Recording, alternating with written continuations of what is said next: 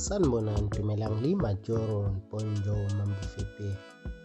Isithathele inye igxathu elikandoni kanye nophakela umthakathi. Uphakela umthakathi yiyo le nsizwa le engenhla oyibonayo la kumabonakude wakho, kanti intombi eyaziwa ngegama likandoni emculweni kamaskandi nengudadewabo kaSaliwa ombonayo naye la esithombeni, iphumele obala ngothando lwayo nokuphakela umthakathi, njengoba wazi ingane yakwethu ukuthi bisanda kuveza ukuthi isizothi khumu emculweni ngenxa yokuthi igajwe uthando lwale nsizwa yale kwaNongoma, njengoba le nsizwa ibilokhu izikhalela ithi ifuna ukuyovela ekhaya imthathe azoba umama wasekhaya, izishaye ziphelele. Elokhu eyimisa le nsizwa ngelokuthi ngoba ngisematasa emculweni kanti wena ufuna ukuthi ngiwuyeke umculo uma ngiqhubeka nothando lwakho, okungcono angicule uma sengibona ukuthi hayi ngiyama la, uyobe usuzovela-ke ekhaya. Abaningi bakhale kakhulu ngalesi nqumo sikandoni, bekhalela umculo wakhe ukuthi bebesawuthanda futhi bewukhonzile kakhulu, ukubala nabafowabo esingabala uSaliwa kanye nensizwa ethiwa nguGqizile, esithathwa njengomunye wabafowabo oyibonayo egqoke ijezi elikuhlazana satshani uma ubuka lo mbukiso ola phambi kwakho.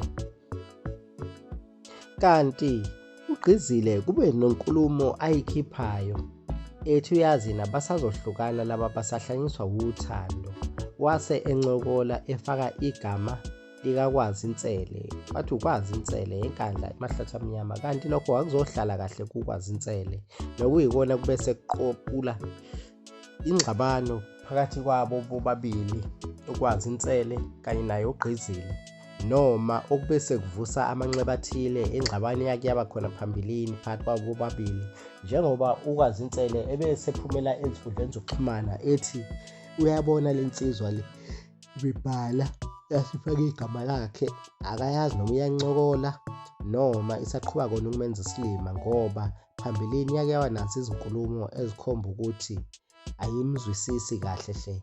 Wabe sethi noma ngabe iyadlala noma ngabe ayidlali, ucela ingaphinde ibhale ngegama lakhe ngoba yena akakujabuleli lokho, ngoba uyayazi ukuthi uma imbuka ayimboni eyinsizwa, kanti futhi abalingani. Wasethi yena ukude kakhulu ngokwezinga lempumelelo yezomculo, ukude kakhulu futhi ngokukhula ngokweminyaka uma eziqhathanisa nayo le nsizwa le enguGqizile. Lawo ngamazwi akhe ngiwathatha njengoba enjalo wembukeli ukuthi utheni, nokuyinto ekubeke kwabasobala ukuthi lezi nsizwa zombili zinokungazwani okukhona phakathi kwazo, thina esingakwazi ukuthi yini le ebangwayo, kodwa kuyasoleka ukuthi indaba yasuswa iy'ndaba zani na, yasuswa iy'ndaba zebhola leli lomaskandi kanye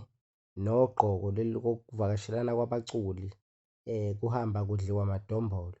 Kuyasoleka ukuthi ngathi indaba yasuka ngalezo yikhathi lezo, njengoba uGqizile babemchithile bangamfaka kulesi kwata samadombolo, kanti uKwazintsele wayekhona ekubeni engeyena umculi wamaskandi eyimbongi. Zingake bese ziphethe okwamanje, kuze kube ngokuzayo. Danke, ngiyabonga.